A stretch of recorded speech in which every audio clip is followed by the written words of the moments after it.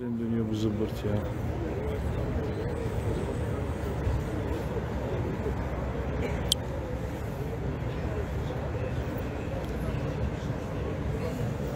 Alayım şunu. Geçeyim mi?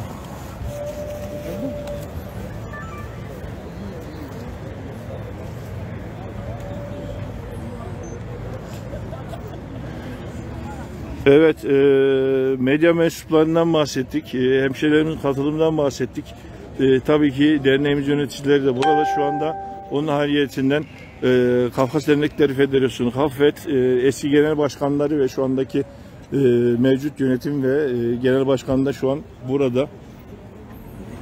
Evet, şurada bir hareketlenme söz konusu, yaklaşalım.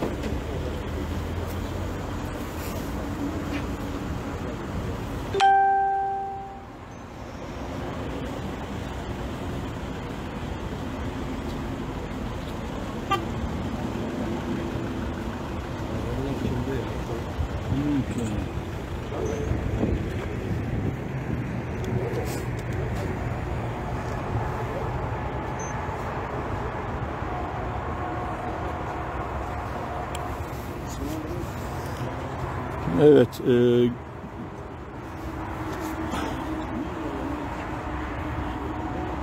şu anda söz konusu basın açıklaması için alana gelen emniyet mensuplarıyla bir istişare yapılıyor zannedersem.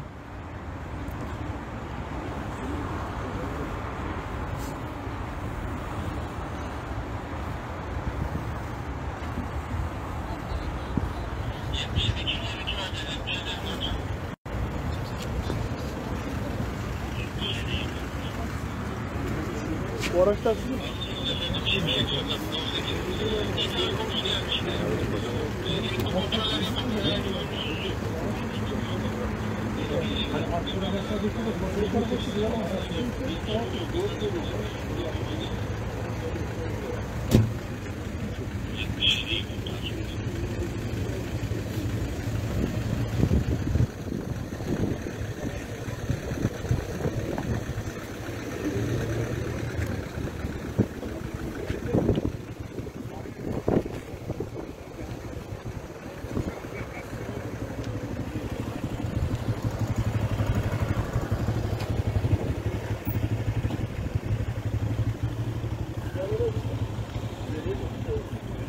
Biraz önce bahsettiğim gibi yetkililerimiz de aynı şekilde burada herhangi bir gayri kanuni, herhangi bir illegal bir şekilde bir olumsuzluk amaç güdülmediğini izah ediyorlar zannedersem.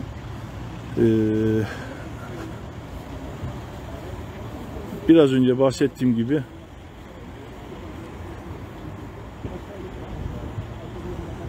kameramı, mikrofonumu bu görüşmenin ortasına doğru uzatamıyorum çünkü özel görüşmeler olabilir.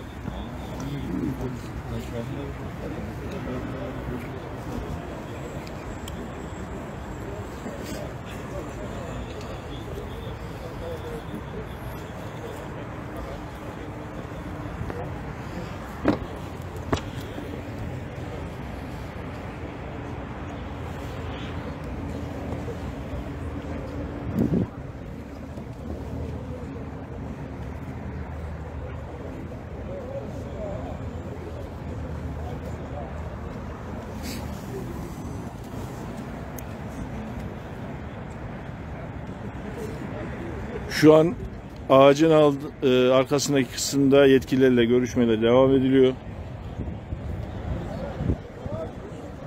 Derneğimizin bahçesi, sosyal tesisin bahçesi, katılımcılar, içeride de katılımcılar söz konusu.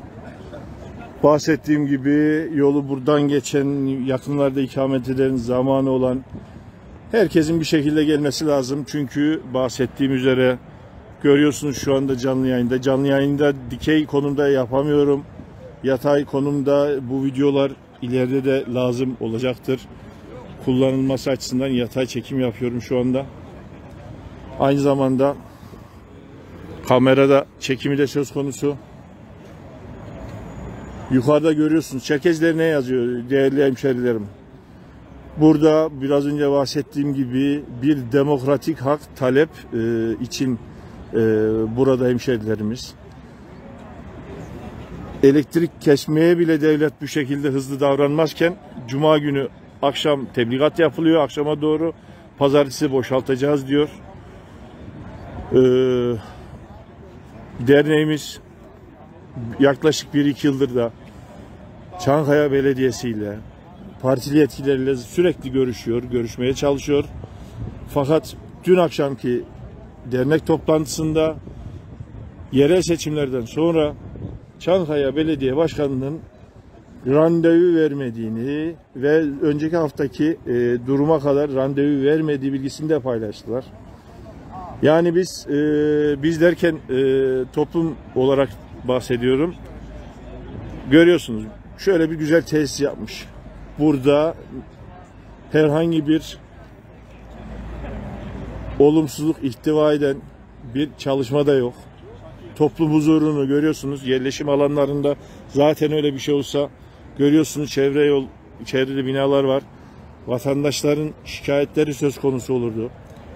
Yani güzelim bir şekilde, sessiz, sedasız, efendi bir şekilde faaliyetlerini sürdüren kurumumuz işletim hakkını uzatılmasını talep ediyor. Bu hak kimseye sunulmamış olsa kurumumuz hatalı diyeceğim ama sizler de biliyorsunuz, gerek ülke yetkilileri, gerek yerel makamlar vesaireler, iş adamları, mahalle başı bilmem ne derneği, bilmem ne federasyonu, bilmem ne lokali diye çeşitli katkılarını sunuyorlar. Yani bu coğrafyada, bu ülkede vergi veren, yerel bazda burada ikame eden hemşerilerin de bu şekilde bir tesisi kullanmak istemesi kadar doğal bir talep olamaz diye düşünüyorum. Görüyorsunuz, illegal şekilde olmadık tabelalar, afişler, bağırmalar, çağırtılar vesaireler yok. Bu anlamda endişe eden yurttaşlarımız, hemşerilerimiz de olabilir. Ahmet Mehmet için değil, yukarıdaki tabela için buraya gelinmesi gerekiyor. Yönetimler, kişiler değişebilir, sevmeyebilirsiniz, o oldu, bu oldu filan diyebilir ama bizim ömrümüz sayılı. Fakat bu şekilde yapılar, yani Allah korusun deprem vesaire bir şekilde olmadığı sürece duracak yani. Bizden sonrakilere kalacak eserler bunlar, yapılar bunlar. Yani burada toplumumuzun, derneğimizin çalışmalarını yürütmek istemesi dediğim gibi gayet doğal bir talep. Görüyorsunuz basın mensupları da biraz önce bahsetmiştim. Basın mensupları da şu an burada.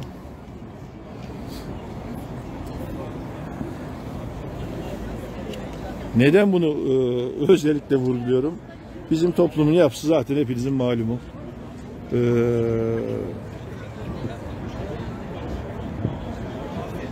Endişe duyan, yakında oturan endişe duyanlar için de özellikle belirtmek amacıyla görüşlerimi sizlere aksettiriyorum.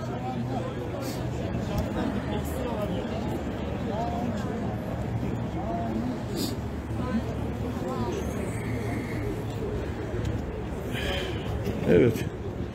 Şuradaki kalabalığa doğru bir daha yaklaşayım.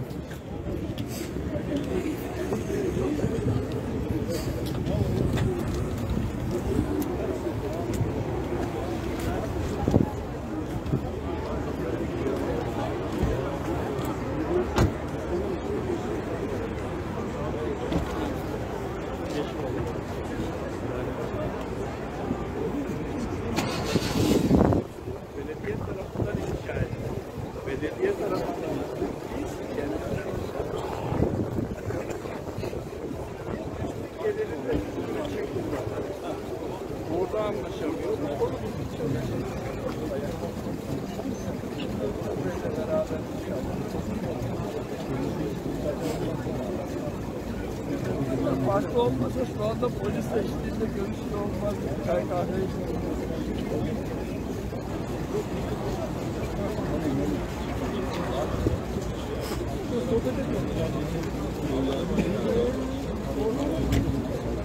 Pardon.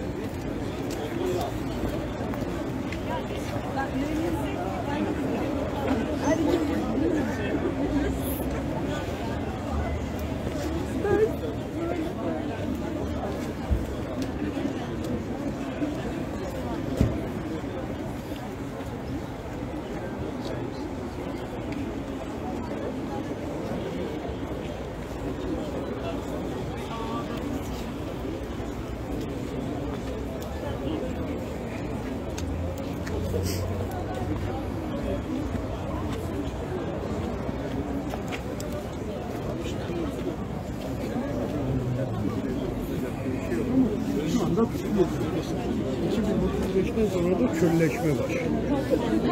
Gençler de var.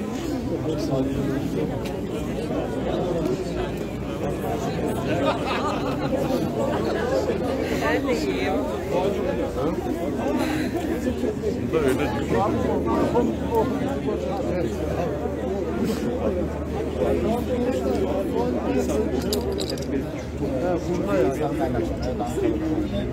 Burada öyle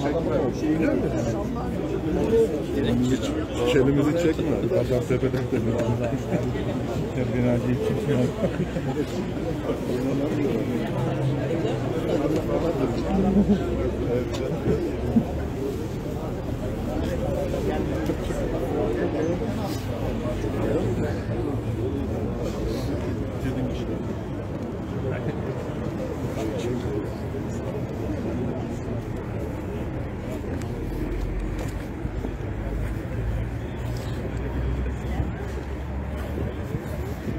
Onu diyorum biraz önce. Garip garip tipleri de beni çekip duruyor. Bayağı kindir diye.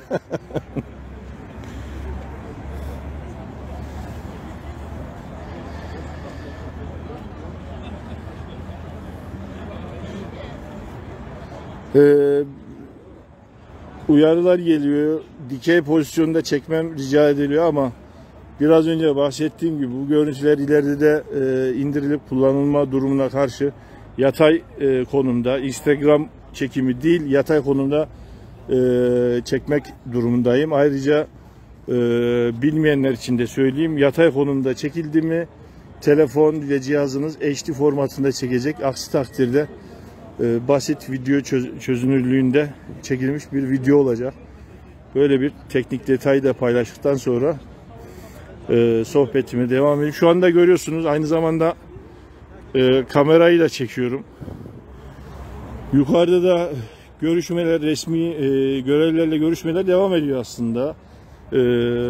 Yani yapılacak etkinlik hakkında, açıklama hakkında bilgi veriliyor ve biraz önce biraz önce yaklaşık 40-45 dakika önce Ankara Çerkezli Derneği Başkanı kısa bir bilgilendirme yaptı. Şu anda aynı zamanda hukuksal anlamda başvuruların devam ettiği, başvurular nereye yapılıyor şu an tam bilemiyorum. Ankara Adliyesi'ne veyahut da artık nereye yapılıyorsa oradaki işlemlerin devam ettiği söz konusu el koyma değil de kapatma veyahut da neydi şeyin ismi, işlemin yapılmasının durdurulmasına yönelik resmi bir yazının henüz çıkmadığını paylaştı. Bu yazı şöyle önemli. Bugünkü resmi görevleri, belediye görevleri, emniyet görevleri, illaki görevler icabı buraya gelecekler. Fakat biraz bahsedildiği üzere tebligat Cuma günü yapıldı ve başka eksiklikler de var şeyin içerisinde, hukukçu arkadaşlarımızın açıklamalarına göre. Bundan dolayı bu boşaltma işleminin, efendime söyleyeyim, mühürleme veyahut da içeriği boşaltma işleminin şu anda hukuksuz olduğu, yapılan tebligatların da eksikler olduğunu vurgulayarak başvuruda bulundular.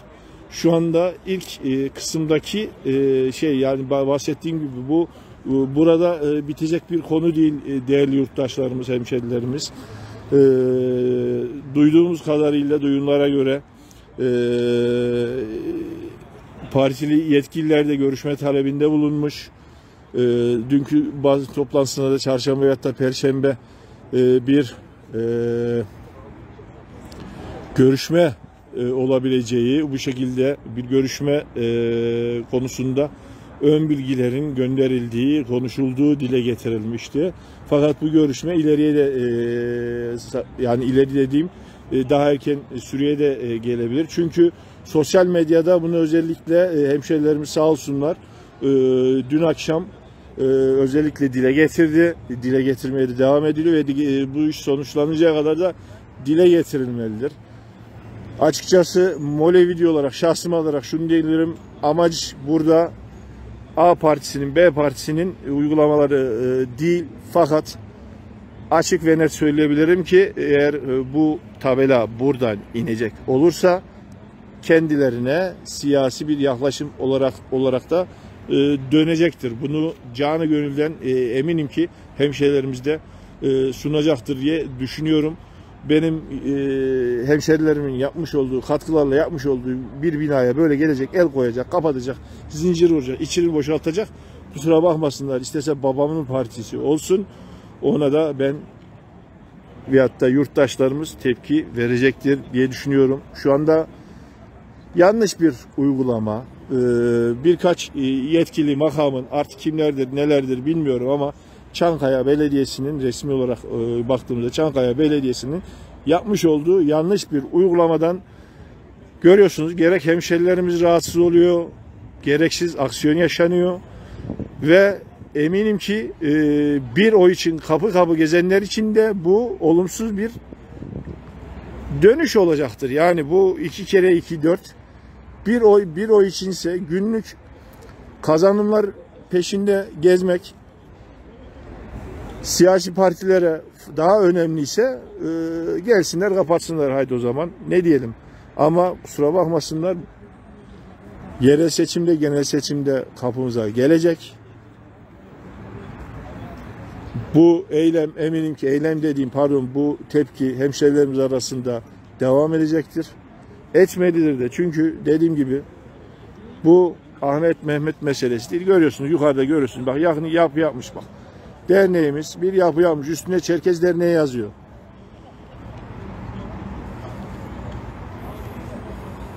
Burada kumarhane işletmiyor derneğimiz. Hemşerilerim. Ahmet Mehmet de yazmıyor. A Partisi, B Partisi de yazmıyor. Çerkez Derneği yazıyor. Eksiklikler olabilir, kanuni boşluklar olabilir. Hatta iyi niyetli olarak diyorum ki bunu geri almak isteyen belediyenin de haklılık sebepleri olabilir. Fakat altını özellikle çizmek istiyorum. Ülkemizde, belediyemizde görüyoruz. Her bahçede, her parkta bilmem ne ilinin derneği, bilmem ne şeyini kendileri yapıyor. Dün akşam belediye bir medya kuruluşlarına açıklama paylaştı. Burada asılsız şeylerde söz konusuydu. Söz konusu görmüş olduğunuz bina tamamen kuruşu kuruşuna hemşehrilerimizin yapmış olduğu katkılar ile gerçekleştirildi. Sadece bina değil, görüyorsunuz şu anda. Burada bir park söz konusu ve ismine Maykop Parkı denmişti. Maykop Parkı, pardon, Ankara şehri, Ankara Belediyesi aynı zamanda Maykop'la kardeş şehir, hemşehrilerimiz. Kardeş şehir. Yani sen kardeş şehrinin bir uzantısını gelip burada kapatmak için, evet, şurada bir kalabalık tekrar söz konusu, bir açıklamam var acaba, hemen yaklaşalım. Resmi makamların görüşmelerine de kamera fazla sokmak istemedim ama burada şu anda bir tekrar bir toplanma söz konusu.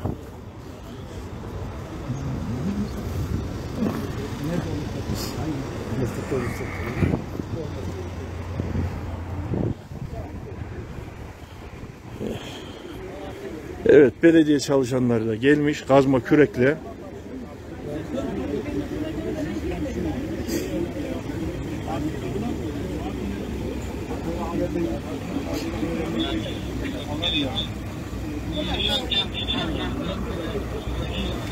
Ama bina sizin, sadece alan belirledi. Ne yapacak ya? Burayı yıkacak mı? Bina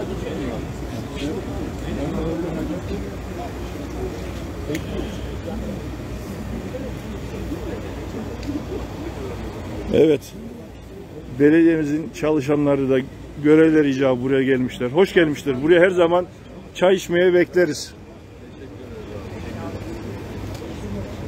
Lakin bu tabela bizde olduğu sürece buradan çalışanları değil, resmi görevliler, bu emri verenler de gelseymiş bir zahmet, madem muhatap almak istiyorlar.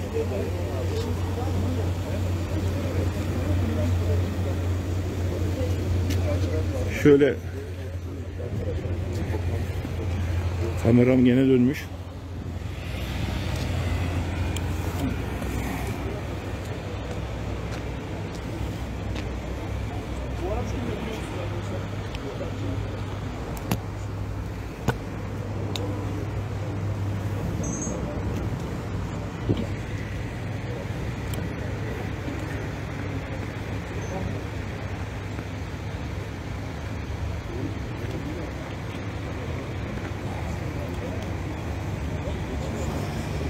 Evet, Çankaya Belediyesi'nin çalışanları da şu an burada.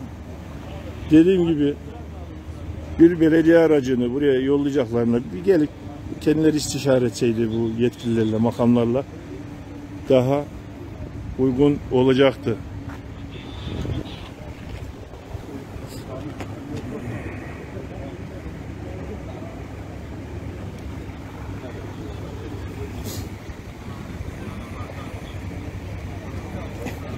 Şu aracı özellikle paylaşmak istiyorum hemşehrilerim. Elektrik ekip aracı. Hayırdır, fatura borcum var derneğimizin. Hayırdır.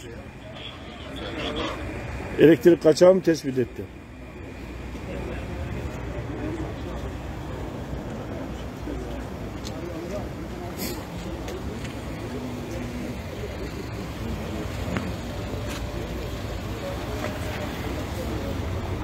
Gençlerimiz de evet pankartlarıyla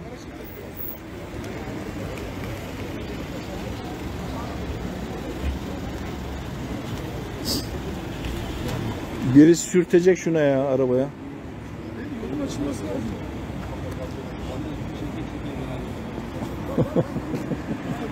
İnsanlara şey öğretiyor.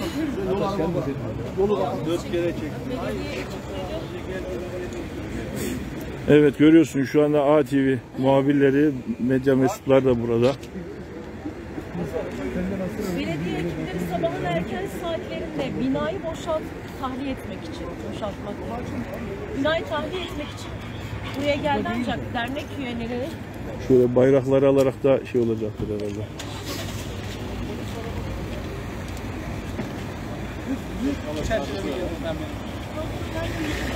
Ben de meşhur oldum. Evet, buradan tekrar etmek istiyorum. Sayın belediye yetkilileri, seçimlerde kapı kazıp gezip oy istiyorsunuz. Buraya değerli çalışanlarınızı yollayacağınıza lütfen siz de gelin. Burada istişareyi sizler kurun. İlgilenmekle yaptıkları binayı tahliye etmek istemiyor. Olur mu? Ama belediye ekiplerine görelim şöyle. Poz verin bari.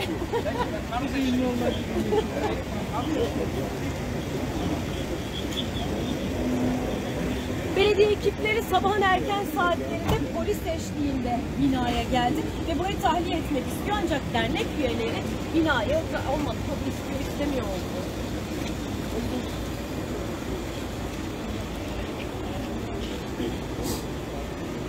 Belediye ekipleri sabahın erken saatlerinde polis eşliğinde tahliye için buraya geldi, ancak dernek üyeleri binayı boşaltmamakta kararlı. Güzel.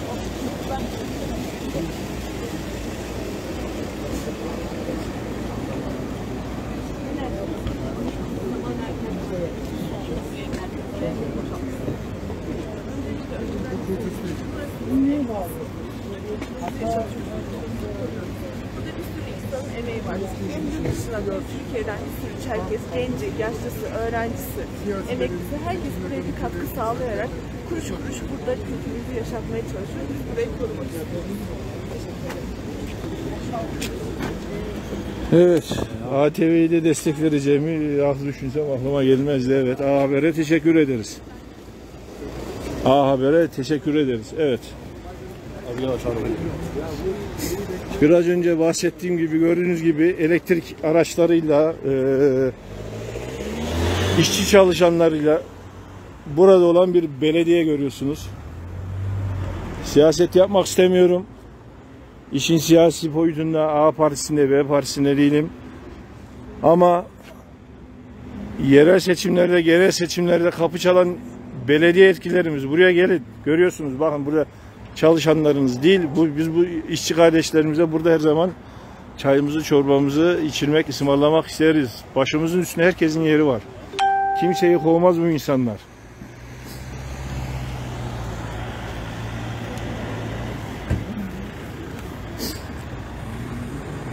Evet, ATV'de haber yapıyor. Çok konuşuyorsam lütfen uyarın beni.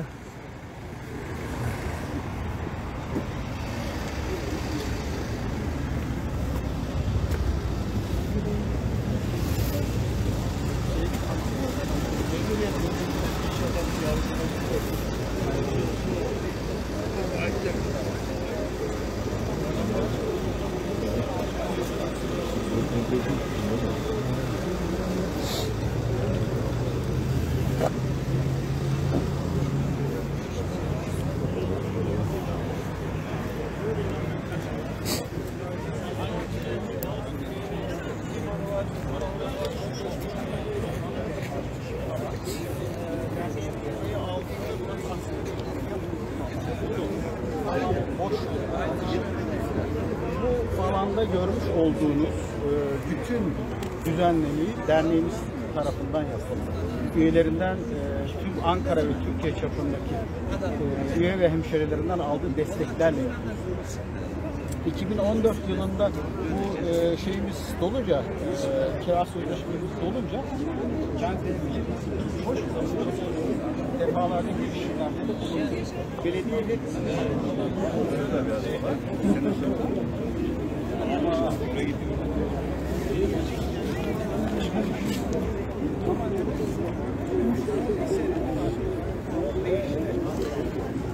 Zahmet verdik. Teşekkür ederiz. Ayağınıza sağlık. Rica ederiz. Ne demek? İnşallah yardımcı oluruz.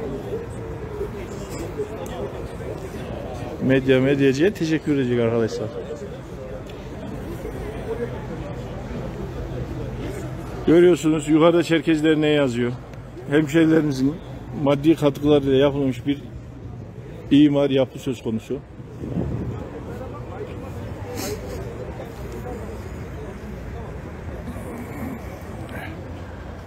Evet, emniyet burada, zabıta burada, işçi kardeşlerimiz burada, belediyenin işçi kardeşlerimiz burada.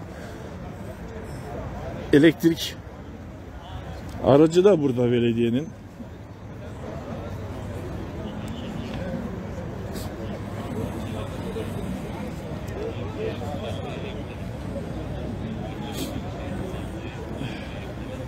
Şu dakika itibariyle evet bir topluluk basın açıklaması için zannedersem bu tarafa doğru geliyor.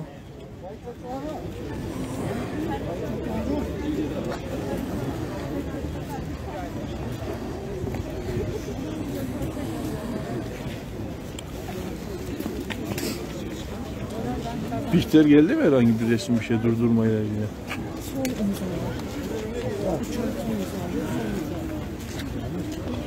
Evet, son dakika haberi söz konusu etkinlik diyorum. Kapatma demeyeyim de uygulamanın durdurulmasına dair kararında çıkmak üzere olduğu bilgisini paylaştı arkadaşlar.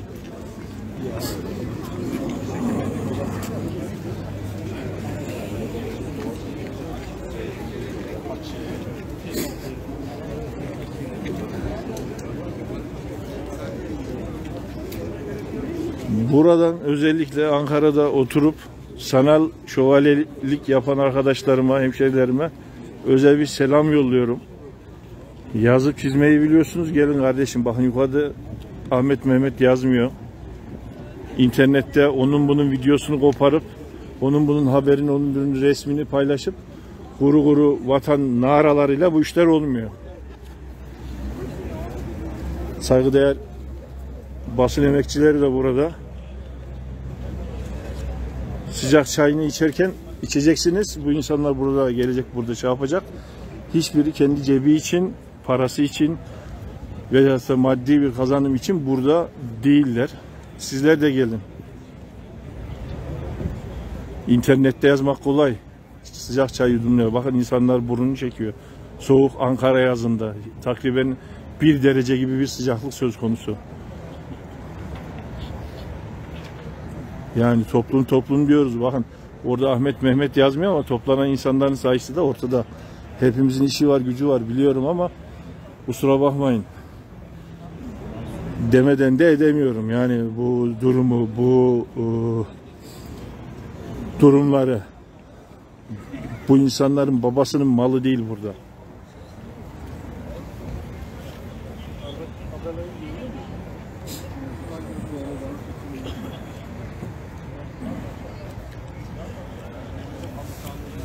Muhakkak klavyede yazmanın da faydası var. Etiket yaptınız, hashtag yaptınız, paylaştınız.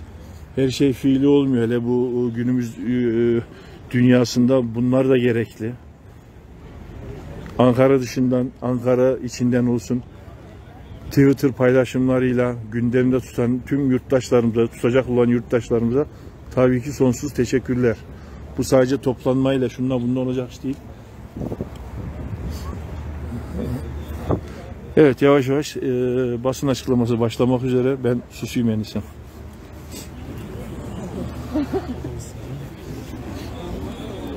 Pardon, ön tarafı açabilir miyiz detay için? Detay için ön tarafı açabilir miyiz?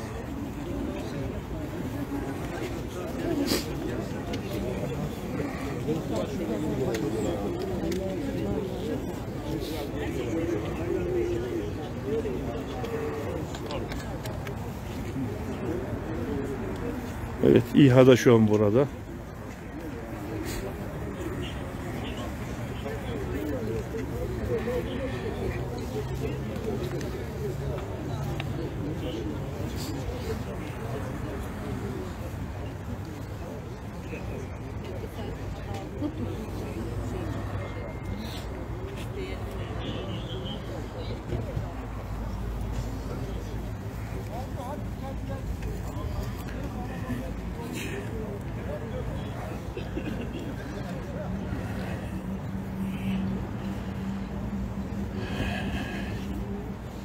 Evet, 8 tane kamera takip ediyor. Aynı zamanda canlı yayın yapan haber ajansları da var. Gördüğüm kadarıyla. Başlıyor.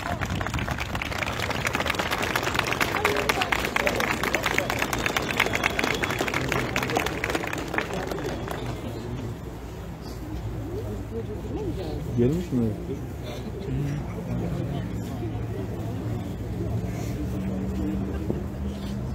Alkış neyin alkışıydı? Kara çıkmış mı?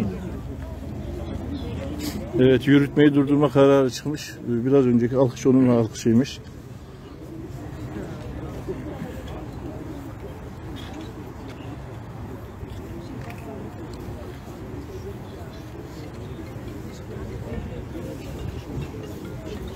Biraz önce bahsettiğim gibi kaçak yapaları, illegal durumları durdurmak, kapatmak, el koymak için Arkadaşlar mikrofonları bir götürün. Arkadaşlar götürün. hızlı davranamayanlar Cuma günü tebligat yapıp Çok iyi, tamam, çok iyi.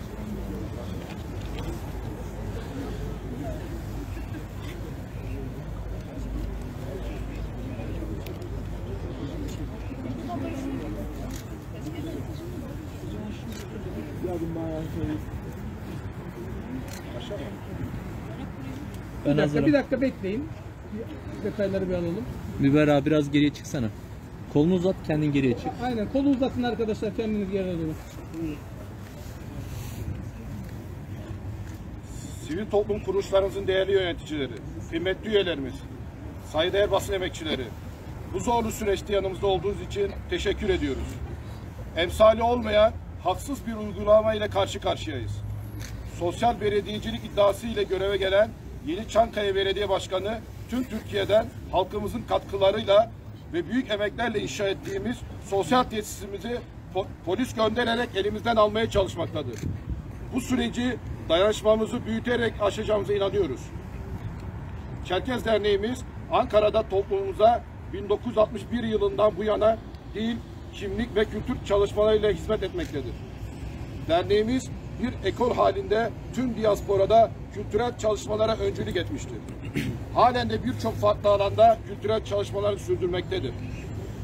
Önünde durduğumuz Çerkez Derneği Yaşamkent Sosyal Tesisi ve içinde yer aldığı Mayfol Parkı, 7 mahalle belediyesi tarafından toplumumuzun ihtiyaçlarını bir nebze olsun karşılamak üzere tahsis edilen boş alan üzerine tüm Türkiye'den halkımızın katkılarıyla Çerkez Derneği tarafından inşa edilmiştir. Gerek inşa sürecinin uzaması, gerek pandemi dönemi nedeniyle yapılan yatırımın geri dönüşü sağlanamamıştır. Ayrıca tesisin açılış töreni dahil tüm toplantılarda bu tesisin her zaman ilk ihale sürecinde yazılı olarak belirtildiği üzere kültürümüze hizmet için kullanılacağı CHP'nin ve Çankaya Belediyesi'nin üst düzey yöneticileri tarafından dile getirilmiştir. Bu tesis konusunda Çankaya Belediyesi ile yaşanan sorunun çözülmesi için tüm iyi niyetimizle bugüne kadar yaptığımız girişimler maalesef sonuçsuz kalmıştır. Seçilmeden önce sorunun çözüleceğine ilişkin derneğimizi ziyaretinde söz veren Hüseyin Can Güler, seçildikten sonra uzun bir süre randevu vermediği gibi önceki hafta yapılan görüşmede de çözüm önerilerini reddetmiştir.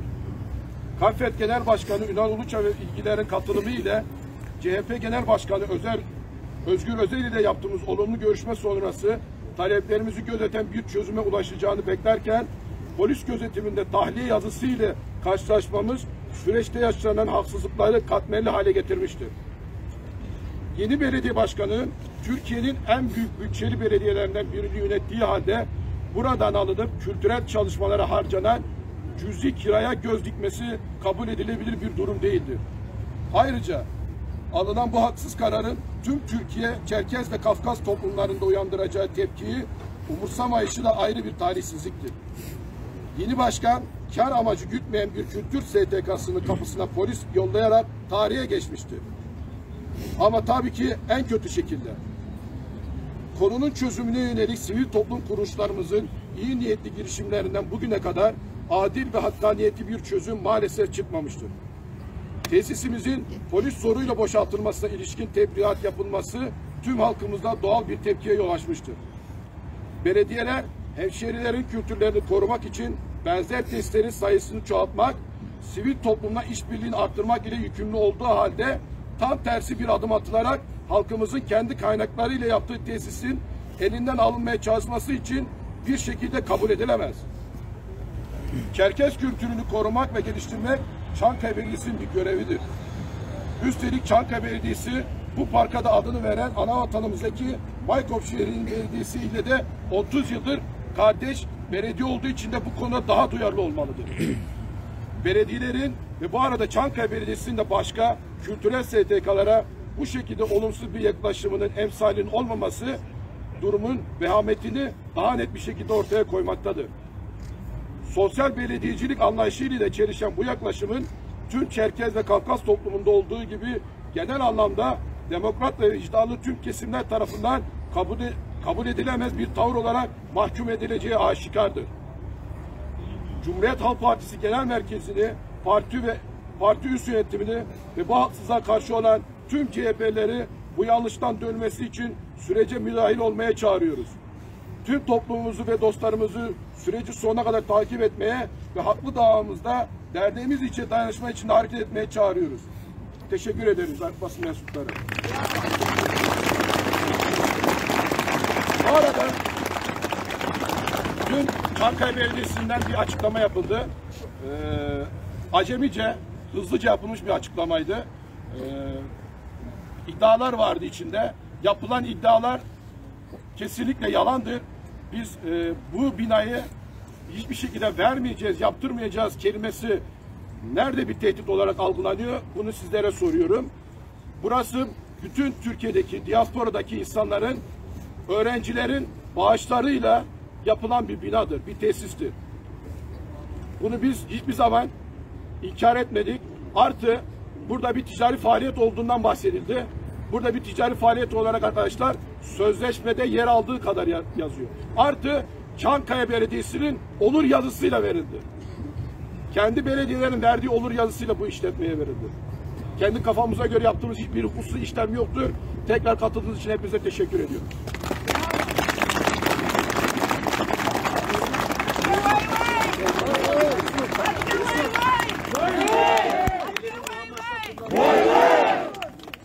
Bu arada son bir şey daha söyleyeceğim. Arkadaşlar buranın geliriyle biz öğrencilerimize burs veriyoruz.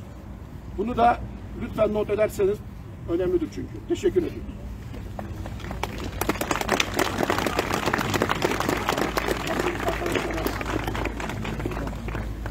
Değerli arkadaşlar, bir duyuru yapmak durumundayız. Bugün aslında bu haklı direnişimizin birinci aşamasıydı. Bu soğukta buraya kadar geldiğiniz için hepinize teşekkür ediyoruz. Ama bugün bu toplantımızda bu iş bitmiyor. Bu haklı mücadelemizde sonuç alana kadar hem meydanda hem siyasi görüşmelerde hem de hukuk mecrasında mücadelemiz devam edecek. Lütfen derneğimizi bu anlamda yalnız bırakmayalım.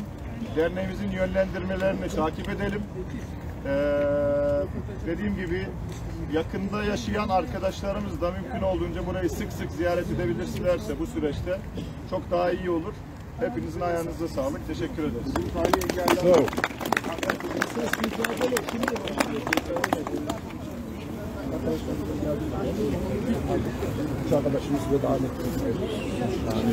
Şu an yürütmeyi durdurma geldi mi? Şu an boşaltamıyorlar değil mi? Evet, boşaltalım. Ama ne kadar sürüyor? İşte tahliye ebrağına üç arkadaşımız gelecek, onları yapacağız. Bugünkü mücadelenizde başarıya eriştiniz.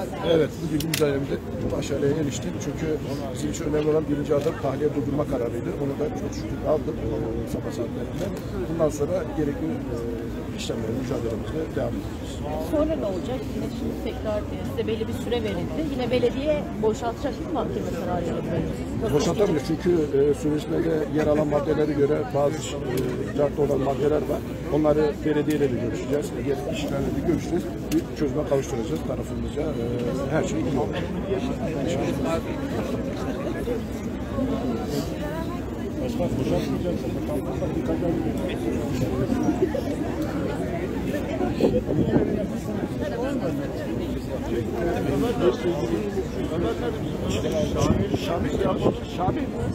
Şamil nerede? Belediye arkadaşlarla konuşuyoruz.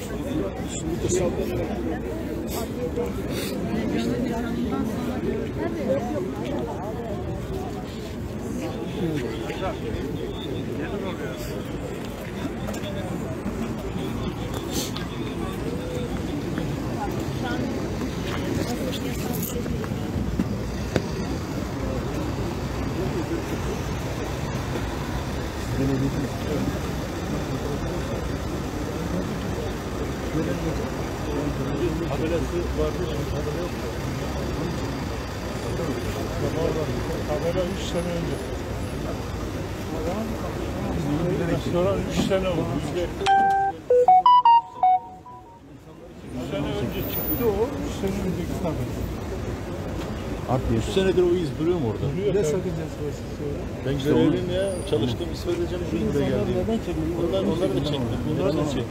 Şöyle arkadaşlar tespit çekmiş oldu. Yukarıda mesela Kocatepe kahveyi yazıyordu her yerde. Şu an yok galiba. Düğün salonu yazıyordu. 2 gün önce öyle yazıyordu her yerde. Olabilir yani. Hayır, bunu soruyor da. Siz hatırlarsınız bu şeyi. 3 sene oldu mu gidelim. Tabii ne zaman kalktığında işte gideni biliyor. Korku oldu. En son 3 gün önce de herhalde Kocatepe kahveyi yazıyordu. Bir de öyle bir şey var yani. İstikrarlı bir kiracı yok. Doğru bizim gelir elde edememişiz. Giderini karşılasına bir şey geliştirmek. Hayır, zaten orada tespitlere gelir. Kiraya veriyorsunuz. Kiraya konuştu. Bilmem ne falan. Ya sizin buyurun dinliyorum. Kiraya veriyor izni var. Şimdi anlayamadım. Açıklama yapmış ya. Memurlarız. Görevimizi yapmaya geldik. Görevimizi yaptık. Evet. Bir mahkeme kararı geldi. Onunla ilgili sonra tutacağız. Tamam abi. Tamam. Tamam, ben sizden teyit etmek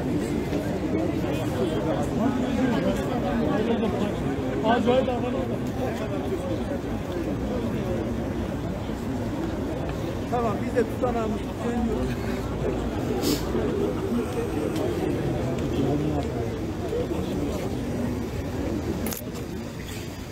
Tamam, teşekkür ederim. Alaaddin, çok sağ olun. Sağ olun.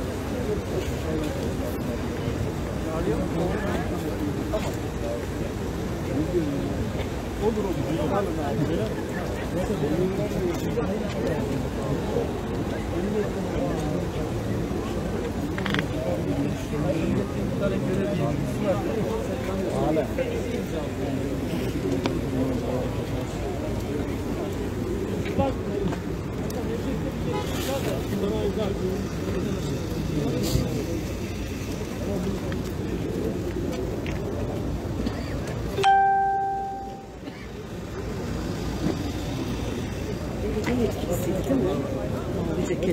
Şunları böyle diyeceğiz. Yaşar abi, Yaşar abi. Şunları belediye için değil mi? Belediye izleyen mi?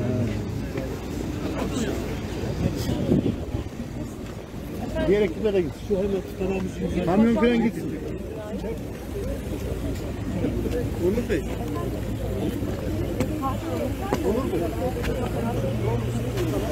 Bugün boşaltılacak. Evet, ATV muhabirinin ısrarlı sorularıyla belediye yetkilileri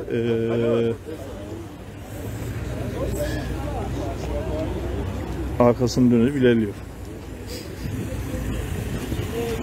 Tarih sayısı doğru, Onur. Getirdik. Onurcuğum.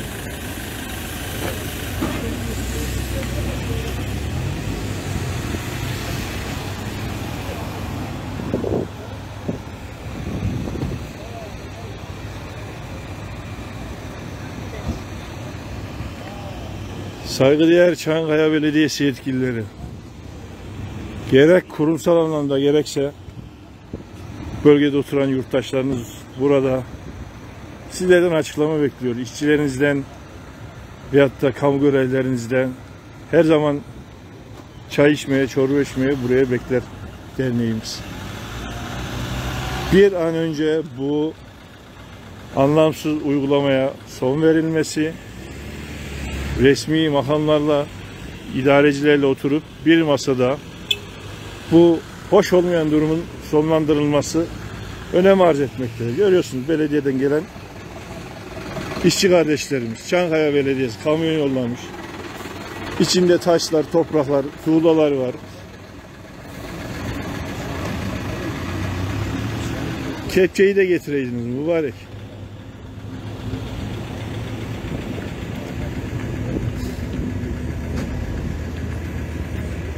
Evet, Çerkez toplumunun sosyal medyası olarak ATV'ye ayrı bir teşekkürü borç biliyor ve paylaşıyorum. Teşekkür ederiz, donduk. Ankara yazında evet.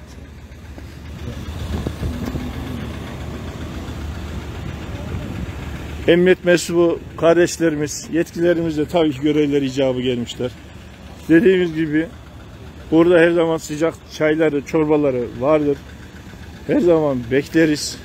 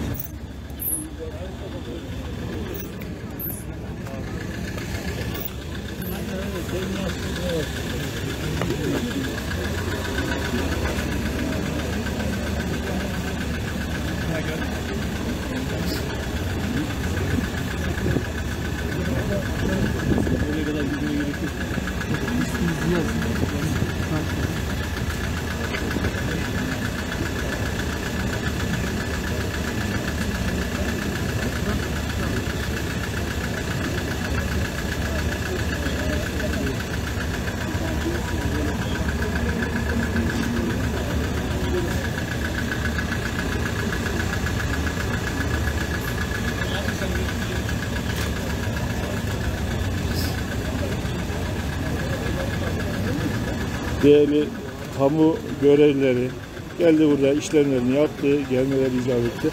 Şu anda zabıt sürüyor. Uygulamanın durdurulmasına yönelik kararın ardından.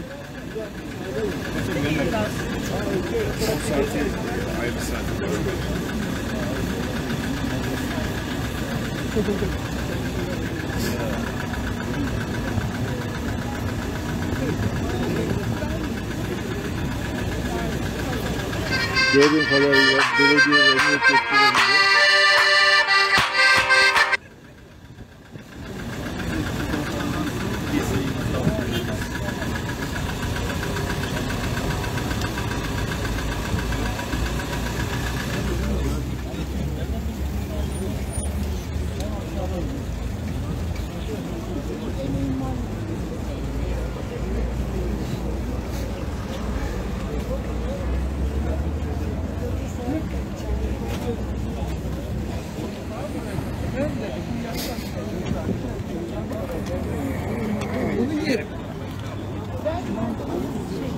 medya kuruluşlarının röportajları, görüş alma çabaları devam ediyor aşağıda. İmzalandı, zabıt imzalandı. Ankara yazında.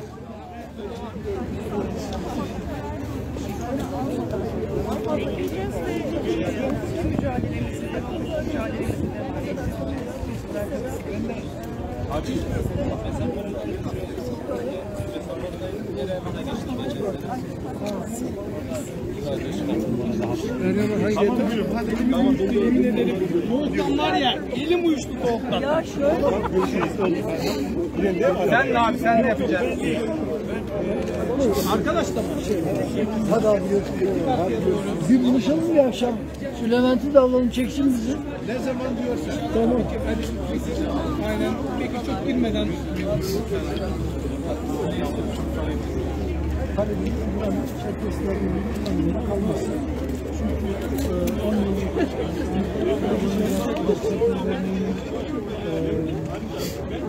sosyal tesis olarak kullanılan bu bina Çankaya Belediyesi Bırak canım, nereden oluyor? Ahmet olsa kaçırır mı?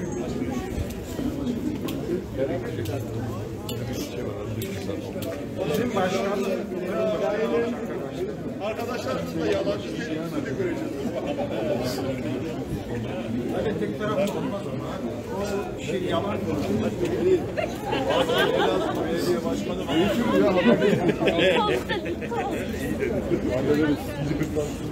bu sefer yemeğini yapak da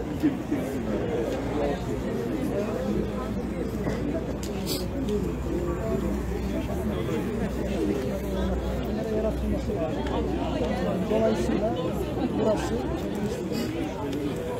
haklı talepleriyle Gidek mi? Seni bekliyorum. Öyle mi?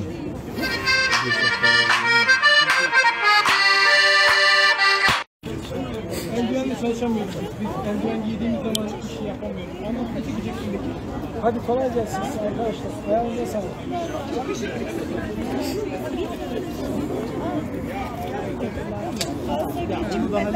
Evet. Tamam, gidince hemen ararım.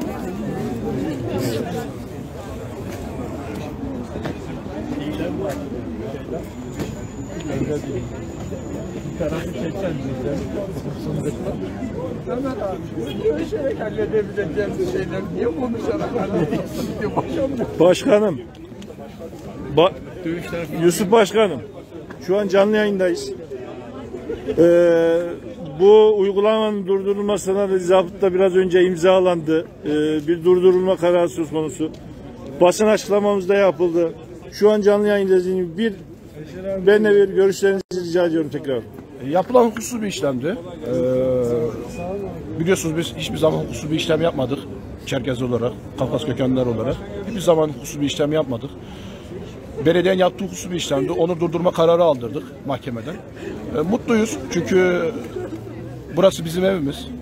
Burada insanların, öğrencilerin ceplerindeki harçlıklarla, bağışlarla burası yapıldı.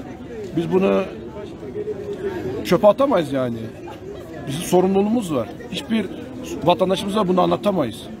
Başkanım şu anda süreç sona ermiş değil aslında. Değil, aslında hayır, bir başlangıç evet, gerek evet. sosyal medya üzerinden gerekse ileride yapılabilecek etkinliklerde, eylemlerde de yurttaşlarımızın, hemşehrilerimizin kesinlikle yer alması ve paylaşımlarda bulunması önem arz edecektir diye düşünüyorum. Ne diyorsunuz? Kesinlikle doğru söylüyorsun çünkü daha yeni başlıyor işimiz.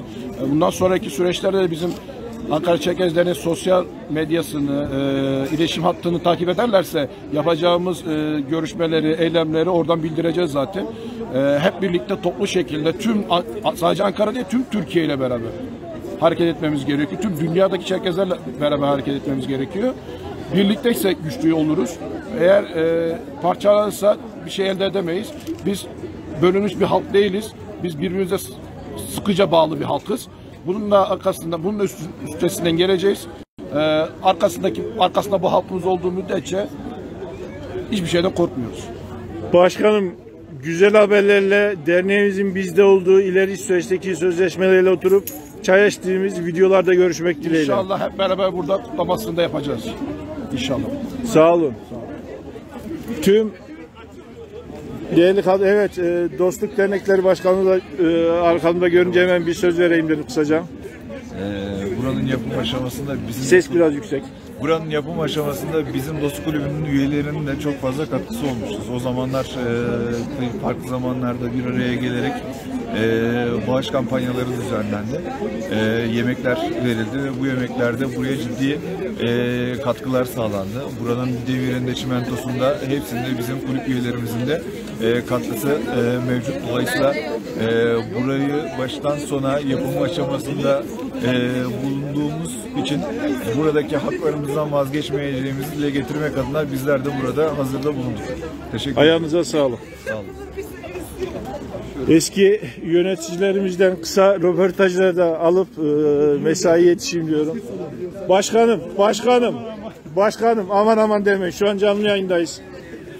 Ne diyorsunuz bu uygulama ve gelişen olaylar hakkında? Vallahi son derece trajikomik bir durum. Ne yazık ki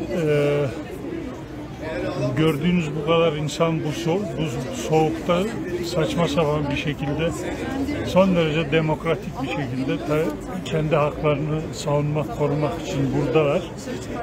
Ya bir haksız bir uygulamaya yeltendi Çankaya Belediyesi. Çok şükür ki resmi kurumlar bu haksızlığın, bu hukuksuzluğun böyle olmaması gerektiği yönünde karar aldılar. Şimdilik bir rahatladık ama mücadeleye devam. Burası bizim evimiz, yuvamız. Hiçbir şekilde hukuksuz, haksız bir şekilde elimizden alınmasına izin vermeyeceğiz. Başkanım, bu tip haklar, yapılar, imarlar ülke genelinde gerek yerel gerekse ülke otoriteleri tarafından derneklere tahsis ediliyor. Ankara ilimizde de bunun yüzlerce örneğini sıralayabiliriz. Tabii. Ankara ilindeki bu şekilde tek bir yapımız mevcut iken bu şekilde bir uygulama ne diyebiliriz buna yani? Yani çok büyük talihsiz bir haksızlık. İnşallah bir yanlıştan dönecekler diye umut ediyoruz. Ayağınıza sağlık, sağ olun. Sonra etkinlik yapacağımızı söyle.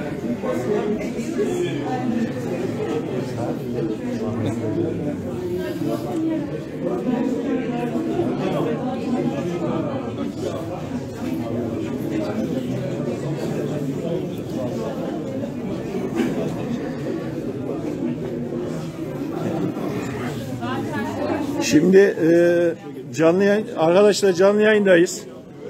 Hukuki süreç hakkında kısa bir not paylaşmak ister misiniz? Süreç devam ediyor aslında. Evet. Bu olay burada bitmiş değil aslında. Tahliye işleminin hukuka aykırı olduğuna dair başvurduğumuz idare mahkemesinden yürütmeyi durdurma kararı aldık. İdari işlemin iptaliyle ilgili süreç devam ediyor. Bundan sonra bir yandan siyasi mücadelemiz, bir yandan da hukuki mücadelemiz devam edecek. Evet, derneğimizin hukuk sorunlarını da açıklamalarını izledik, dinledik. Federasyon başkanımız da şu an burada bir görüşme yapıyor. Ardından onu da mikrofonu uzatacağım. Demir abi, Ünal başkanımızı beklerken Demir abiyi gördüm burada. Eski Ankara Derneği başkanlarımızdan. Demir abi ne diyorsun bu konuya? Bu konu inşallah bizim lehimize çözülecek. Çok yanlış bir uygulama. Yıllardır burada emek verdik, çalıştık, çabaladık. Bu sosyal belediyeciliğe de uymayan bir uygulama. İnşallah akıl selim öne çıkacak ve bu şeyi kotaracağız. Ben öyle düşünüyorum inşallah. Böyle olacak. Güzel haberlerde görüşmek üzere.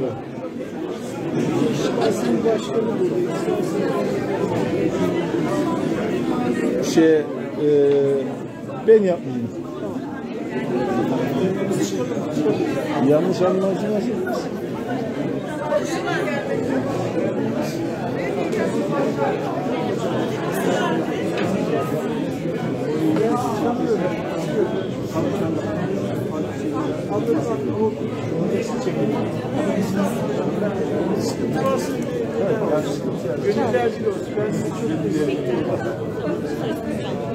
Can mı? Canlı. Size bir şey değil yani.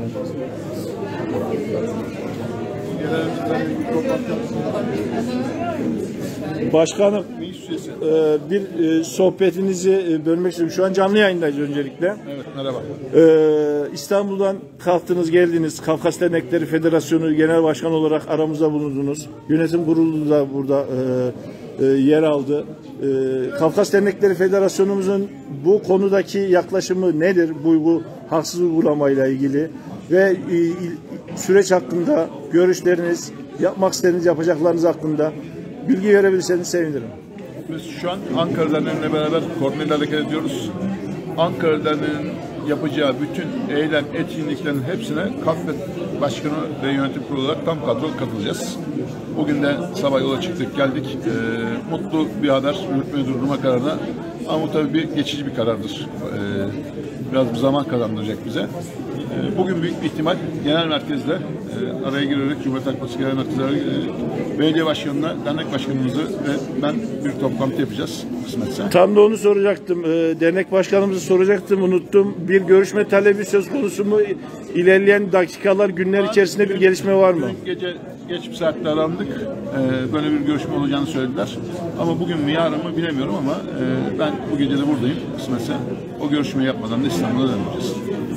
Ayağınıza sağlık. Güzel haberlerle tekrar burada görüşmek üzere.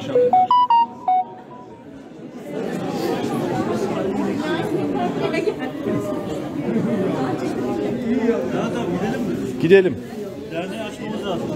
Gidelim. Ayşe abla bize geliyor Levent. Tamam. Ben de işe gidiyorum diyormuş. O zaman sana iyi günler. Sağ olun. Bir aya kadar dönerim diyecekler. Yarın da en kötü İzmir parası. Berduk, canlı yayındayız. Buranın tuğlasının koyulma aşamasında sen de yer aldın. Evet. Kimi hemşehrilerimiz harçlıklarını verdi, kimileri emekleri verdi, kimileri bilgi birikimini paylaştı. Evet. Bu hemşehrilerimizden birisin. Elbet ki diğer hemşehrilerimiz de yardım etti ama bunu özellikle belirtiyorum yanlış anlaşılmaya sebebiyet vermek için. Bu uygulama için ne diyorsun Berkut kardeşim yani? Valla biz buraya soyunurken büyük bir hevesle giriştik bu işe. Çünkü biliyorsun işte ilk defa bir kazanım elde ettiğimizi düşünüyorduk. Bu günleri yaşayacağımızı hiç düşünmedik. Bu noktaya geleceğini hiç ihtimal vermedik ama maalesef çok kötü bir noktadayız. Mücadele etmeliyiz kesinlikle. Bunu kabul edeceğimiz bir durum değil bu. Hukuksal hiçbir zemini yok. Hiçbir şekilde kabul etmiyoruz. Direneceğiz bunun önünde ve bütün halkımızın bu düşüncede olmasını istiyorum. Burada hiçbir şekilde küçük bir adım bile olsa geriye çekilmememiz gerekiyor. Şimdi biraz yorumsal bir şey katacağım ama aslında burada bir siyasal bir şey de tepki de vesaire de, yani siyasal bir amaçla da burada değiliz. Burada tüm Türkiye'de yapılan diğer STK'lara uygulanan bir uygulamada verilmiş bir hakkın devam ettirilmesini arz ediyoruz. Evet Levent, yani bunun emsali yok. Ben hiç duymadım bir STK'dan bu şekilde bir yapının geri alındığını. Hiç ama hiç duymadım. Canı yürekten soruyorum. Bu yapıda toplum huzurunu bozacak, devlet düzenini bozacak bir etkinlikler mi gerçekleştirildi de böyle bir şey yapıyorlar size?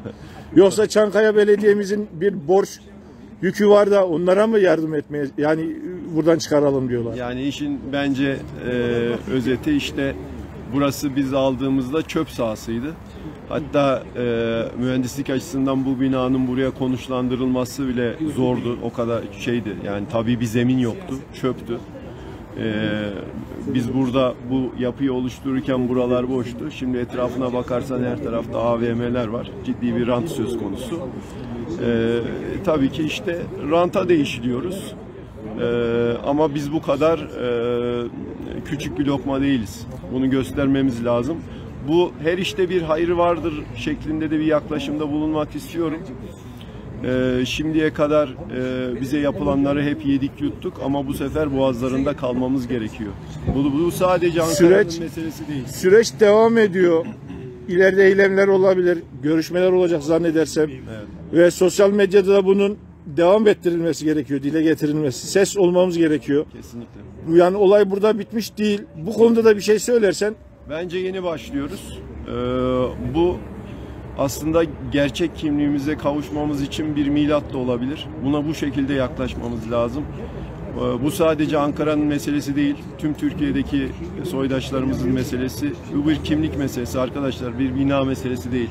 Bu bir kimlik meselesi. Yok sayılmamıza artık sonunun gelmesi gerekiyor. Elinize kolunuza sağlık, ayağınıza sağlık. Buradan tüm katılım sağlayan hemşerilerimize, medya kuruluşlarınıza teşekkür ediyorum. Sağ olun.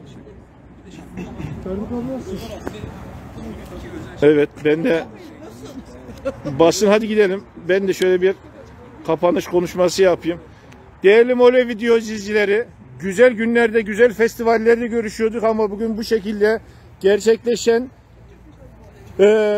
daha doğrusu toplumumuza karşı gerçekleştirilen bir olay ile sizlerle birlikte olmak durumunda kaldık. Video aşamasında bahsettiğim gibi toplumumuzun burada etkinliklerini sergilemesi için belediye tarafından tahsis edilen bir alanın, medya haber yapıyor, engel olmayayım,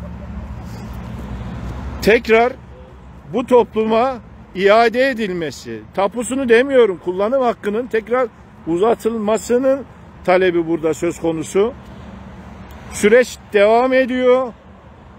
Gerek sosyal medyayla, gerek partisel anlamda, gerekse bulunduğunuz tüm ildeki söz konusu belediyenin partisiyle görüşmeler, tepkiler ile bu hukuksuz veyahut da sosyal devlet, sosyal yöneticilik, sosyal idarecilik, yerel yönetimine yakışmayacak şekildeki uygulamanın sonlandırılması ve tekrar süre uzatımının yapılmasının sağlanması büyük önem arz ettiği için lütfen konuyu takipte kalalım.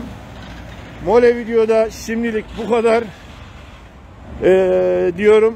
Görüşmek üzere. Kendinize iyi bakın.